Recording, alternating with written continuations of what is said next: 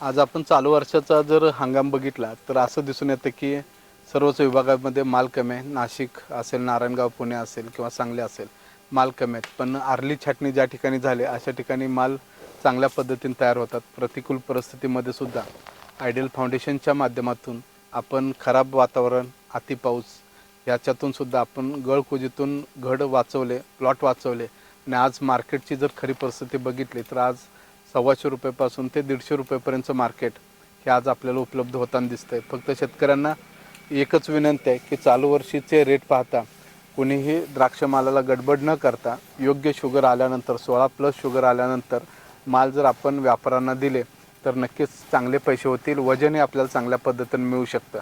आणि त्यासाठी सर्वांना एक विनंती आहे की जे काय माल आहेत ते टिकवून चांगल्या पद्धतीनं शेवट त्याचा आपण चांगला करूया, जेणेकरून जरी झाडावरती 10, 12, 15 घड असतील तरीसुद्धा त्याचं वजन आपल्याला शेवटी चांगलं मिळतं. हे आज जे प्लॉट हार्वेस्टिंग झाले किंवा जे प्लॉट हार्वेस्टिंगला आलेत किंवा जे प्लॉट आज 80-90 दिवसाचे आहेत त्या प्लॉटवरून असं दिसतं की जरी सुरुवातीला माल कमी वाटत असला तर त्या प्लॉटमध्ये सुद्धा आपल्याला माल चांगला तयार करता येऊ शकतो. आणि 4 पैसे आपल्या शेतकऱ्यांना होणारा खर्च हा कमीत कमी त्यातून आपल्याला काढता येऊ शकेल. ही चालू वर्षीची परिस्थिती आहे. ज्या लोकांच्याकडे माल चांगले आहे नक्कीच तिथं पैसे चांगले होताना आपल्याला चालू वर्षी दिसून येतात.